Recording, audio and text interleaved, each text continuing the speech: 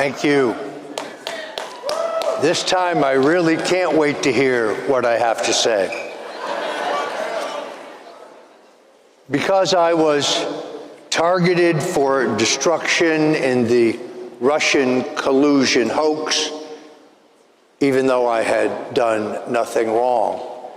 It is only through the grace of God that I'm with you today, and I stand before you as living proof that Jesus Christ can do anything. I am grateful to my friend Charlie Kirk for inviting me to speak with you today, and I commend Turning Point USA for building a virtual army of young Americans ready to fight for this country.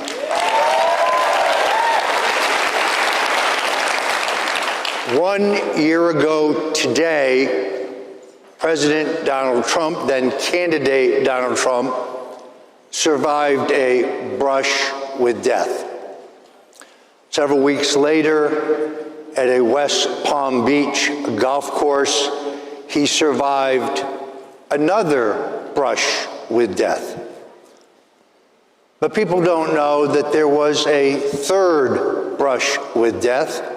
Let me read to you from a column by the syndicated columnists Evans and Novak from October 10th, 1989. Veteran Republican political consultant may have been responsible for saving his client, Donald Trump, from dying in the crash of the billionaire dealmaker's helicopter. Stone had asked for an appointment with Trump that afternoon to discuss several pressing matters of business. Impossible, Stone was told, because Trump had to fly that afternoon to Atlantic City on casino business. But when Stone persisted, Trump finally agreed to see him, saying that he would send his top aides to New Jersey on the helicopter and then have the helicopter return to New York to pick him up and take him down to Atlantic City. Stone and Trump had barely sat down to begin their conversation when they were interrupted with the horrifying news. The helicopter, which had been rented because the Trump helicopter was being serviced, had crashed into the Garden State Parkway, sending all 5 passengers, including Trump's 3 top executives, to their death. Trump was devastated, but he then called every one of the widows so that they would hear from him rather than on television or radio that their husbands had perished. I have never said, and I will never say, that I saved Donald Trump's life. I was merely an instrument of the Lord, and I knew at that moment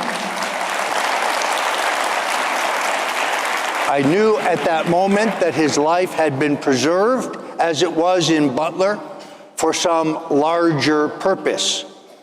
I recognized in 1988 that he had the size, I don't mean the physical size, but I mean the stature, the stamina, the courage, the independence, the persistence to be not just a great candidate for president, but to be a truly great president. I myself, as I think many of you, am unsatisfied with the answers we have received regarding the attempt on President Trump's life in Butler, Pennsylvania.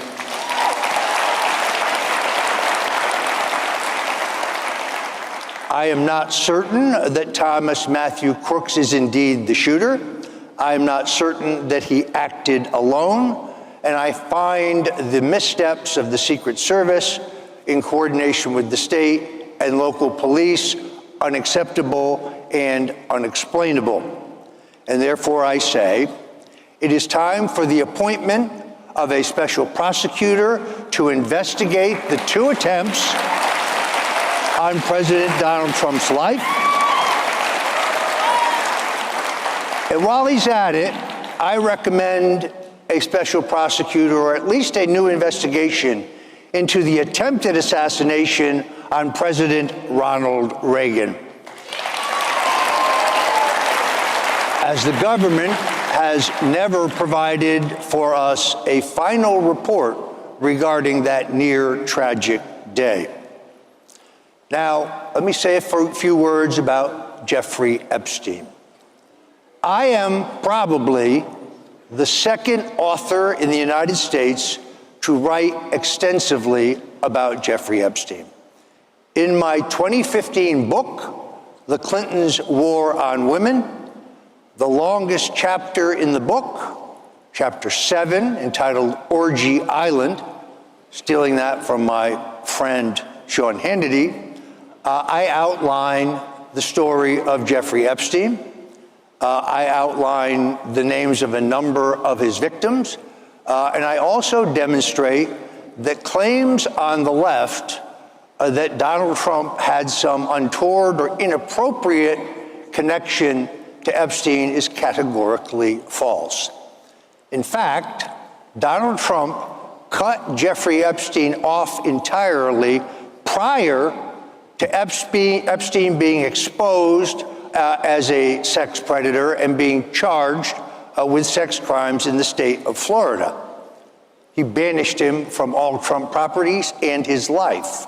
It is also true that Bill and Hillary Clinton continued to socialize with Epstein after his conviction on sex crimes in Florida, continued to take millions of dollars in contributions from him, and both Bill and Hillary Clinton visited Epstein's island. The solution to this issue, because I too favor full disclosure, and I want to know everything about this case, is for President Trump to direct his Attorney General, to direct the interim U.S. Attorney for the Southern District of New York to move to unseal all of the grand jury testimony that was presented when the Trump administration charged Jeffrey Epstein with child sex trafficking and conspiracy to conduct child sex trafficking. And while they're at it, they should unseal the search warrants for his island as well as his palatial home in Manhattan, which are sealed at the request or the motion of Prosecutor Maureen Comey. Everything you want to know is in those documents. It is the Trump administration, not the Biden administration, certainly not the Obama administration, that moved in federal court to bring Jeffrey Epstein to justice.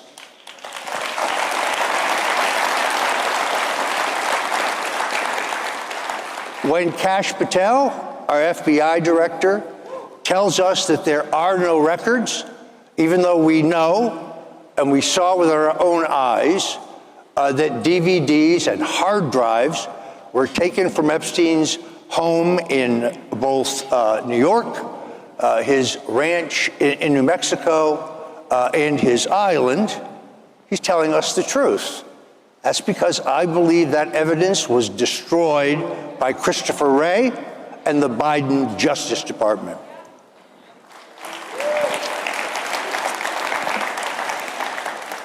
To those who say that this issue regarding a man who's dead and thank God can no longer torture and exploit young people for the amusement of elites, but to those who say we will lose 30 to 40 seats in the 2026 election, I say, don't be a panicking. I had an interview yesterday with a mainstream media outlet, and they said, how would you grade President Donald Trump so far in his second term? And I said, well, he has sealed the border. Illegal border crossings are down by 98%, and he has stopped the migrant invasion of America. And the reporter said, yeah, but what about Epstein? I said, he is carrying out the single greatest deportation operation of dangerous illegal immigrants in the history of the country. And the reporter said, yeah, but what about Epstein? I said, he has ended inflation and made America affordable again. And he said, yeah, but what about Epstein? I said, he has made America the dominant energy producer in the world again by far. And he said, yeah, but what about Epstein? I said, he has stopped the outsourcing of our jobs and turned the United States into a manufacturing superpower again. And the reporter said, yeah, but what about Epstein? I said, he has delivered the largest tax cut in American history for the American people, an across-the-board tax cut, including no tax on tips. And the reporter said, yeah, but what about Epstein? I said, he is defending our Constitution, our Bill of Rights, our fundamental freedoms, and most importantly, the freedom of speech, the freedom of religion, and our right to keep and bear arms. And the reporter said, yeah, but what about Epstein? He is preventing World War III. He is restoring peace in Europe. He works hard every day to do that. Instead of pursuing an endless war and regime change and boots on the ground, instead of following the neocon policies of George H.W. and George W. Bush, he decided to make a surgical strike to destroy the nuclear weapons development capability of Iran, and he withdrew, and not a single American military officer lost their life. And the reporter said, yeah, what about Epstein? He's building the Golden Dome. This is the strategic defense initiative that will protect this nation from incoming ICBM missiles. It has worked for Israel. It worked on our base in Qatar, and it will protect the United States of America. The funding for it is in the big, beautiful bill. America will be protected thanks to Donald Trump. And the reporter said, yeah, what about Epstein? He has ended the weaponization of government against the American people. Parents no longer be persecuted and prosecuted because they're concerned about the curriculum being forced on their children in our public schools. And those who support the right to life will no longer be arrested for praying outside of an abortion clinic. And the reporter said, yeah, but what about Epstein? He has stopped the migrant crime epidemic. He is demolishing the foreign drug cartels. He is crushing gang violence, and he is locking up violent offenders. And the reporter said, yeah, but what about Epstein? He has strengthened and modernized our military, making it the most, without question, the strongest, most lethal and powerful in the world, under the leadership of Secretary of Defense Pete Hegseth. And the reporter said, yeah, what about Epstein? He has kept the U.S. dollar as the world's reserve currency, and the dollar today is stronger than it has ever been. And of course, the reporter said, yeah, but what about Epstein? He is fighting to protect Social Security and Medicare, to make sure that illegals and those who are not eligible for Medicare are not receiving it. And in the big, beautiful bill, he guarantees that 88% of those receiving Social Security will not pay taxes on those payments. And of course, the reporter said, Yeah, what about Epstein? He has cut federal funding for any school pushing critical race theory, radical gender ideology, and any other inappropriate sexual or political content on our children. And of course, the reporter said yet again, what about Epstein? He has kept men out of women's sports. And once again, the reporter asked me, yeah, but what about Epstein? He has deported pro-Hamas radicals and made our college campuses safe and patriotic again. And of course, the reporter said, what about Epstein? He has moved to secure our elections, including same-day voting, voter identification, paper ballots, and proof of citizenship. And you know what the reporter said. What about Epstein? Thanks to the efforts of HHS Secretary Robert F. Kennedy, he is fighting to make America healthy again. And once again, I was met with the question, but what about Epstein? He has released virtually all of the documents, videos, and transcripts pertaining to the murder of President John F. Kennedy on November 22nd, 1963. But it is only because of the persistence and the courage of Congresswoman Anna Paulina Luna that the CIA last week was forced, after 6 decades of denying they had any knowledge of Lee Harvey Oswald, that they were finally forced to admit that they were tracking him, they were reading all of his correspondence, and they were essentially handling him in the 48 days before the assassination of President John F. Kennedy. I think you get the point. I, too, want full exposure when it comes to Jeffrey Epstein, but I also think it is a mistake to throw out the baby with the bathwater. Donald Trump is leading this country into a golden age. It will be an unprecedented age of peace, prosperity, security, justice, and law and order.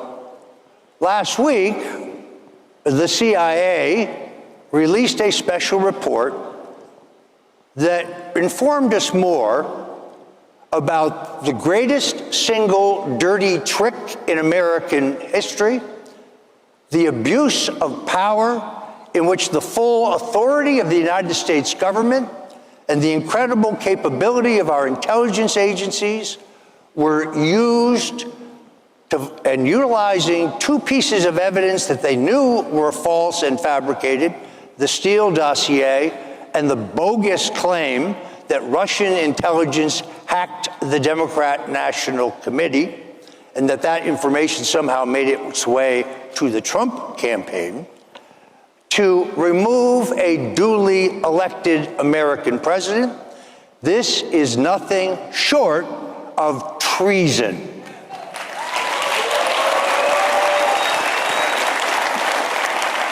We learned, yet again, that admitted communist John Brennan pushed to include the Steele dossier, which he knew was a fraud, into President Barack Obama's intelligence community assessment in order to use it as the rationale for the movement to launch Crossfire Hurricane and to rationalize the Robert Mueller investigation.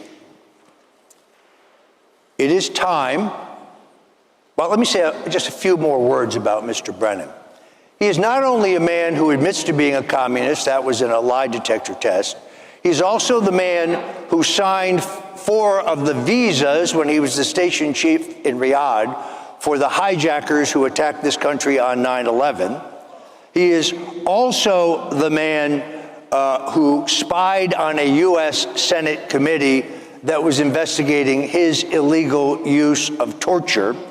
He is also a man who, according to FBI counterterrorism official John Guandolo, actually converted to radical Islam when he was posted in Riyadh. And it is absolutely clear now that the House Intelligence Committee, under the terrific leadership of Congressman Rick Crawford, will have a report shortly with the assistance of Tulsi Gabbard and our ODNI that will take an even deeper dive in the rank conspiracy to destroy Donald Trump and his presidency. I live for the morning that 29 heavily armed FBI agents brandishing fully automatic M4 assault weapons surround John Brennan's home to arrest him at 6 o'clock in the morning. And I say it is time to charge Vice President Joe Biden, FBI Director James Comey, National Security Director Susan Rice, Assistant FBI Director McCabe, and the greatest rat of them all, Rod Rosenstein, with treason.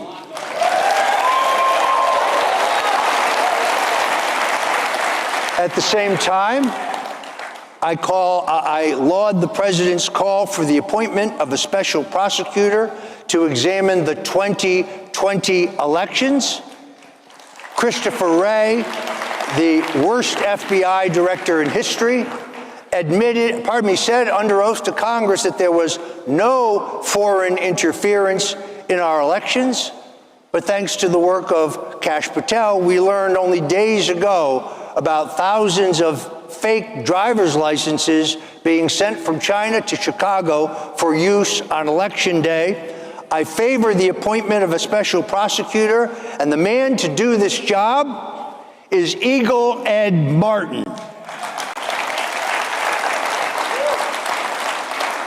We also need a special prosecutor to investigate the origins of the COVID-19 vaccination. I call on the Attorney General to charge Anthony Fauci for lying to Congress. And when, in his legal defense, he argues that he cannot be charged because he has a preemptive pardon, the government can finally test the legality of the auto pen in which all of those documents should not be honored.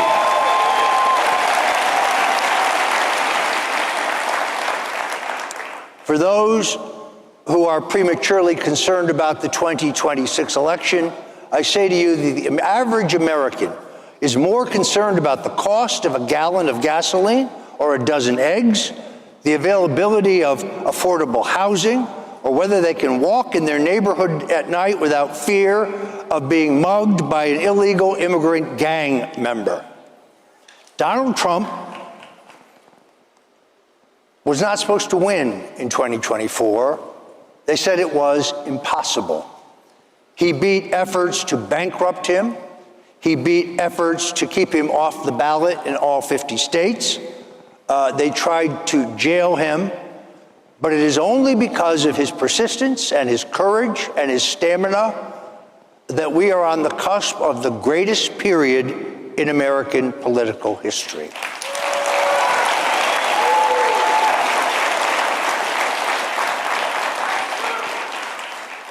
Tulsi Gabbard probably said it best yesterday. By the way, in case you didn't know, she is going to be the first woman president. It may not be in 2028, but it will come to pass. And as she said, as we forge together, I encourage you to stand strong, be joyful warriors, and always remember, with God, all things are possible.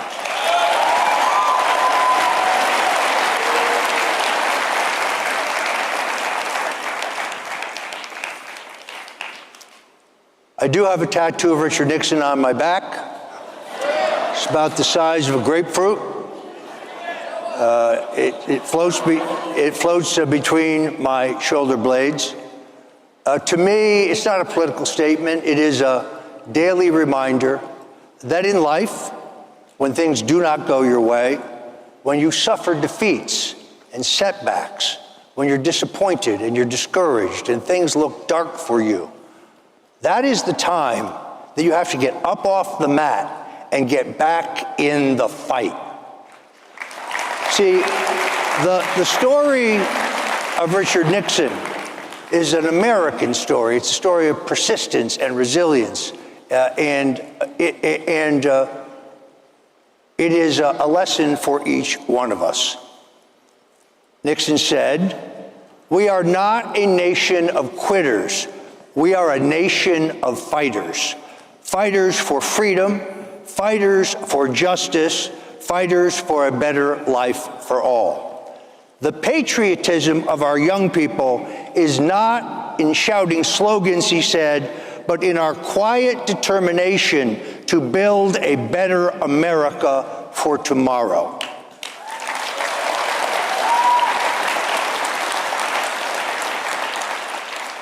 I believe in Donald Trump. I believe he's the only man with the courage and the stamina and the resolve to turn around an ocean liner, to head this country to that golden age that I spoke of. I am as committed to exposure on Jeffrey Epstein as you are, but let's not lose sight of the most successful presidency in American history, and we're not even into the first year.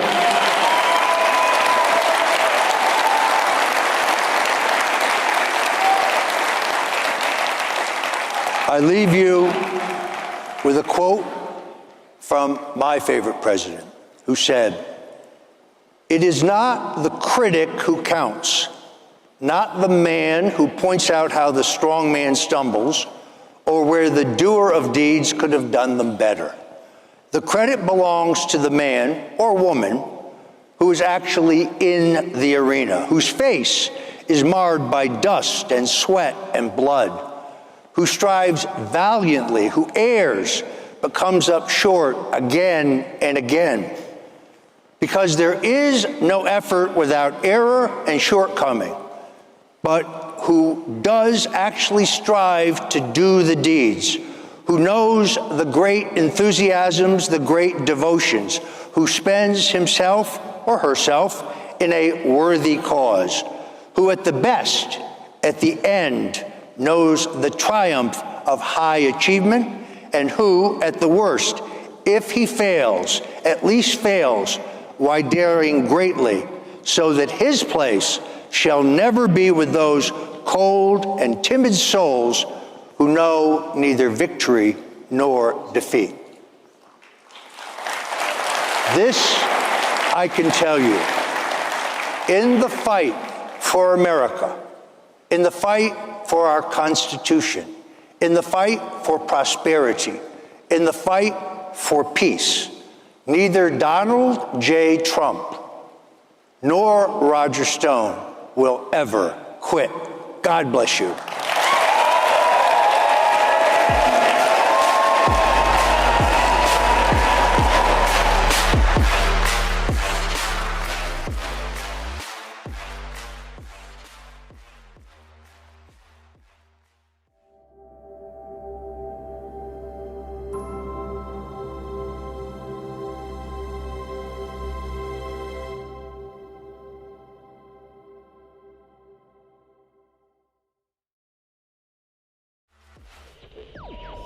If you don't fall into the fear trap,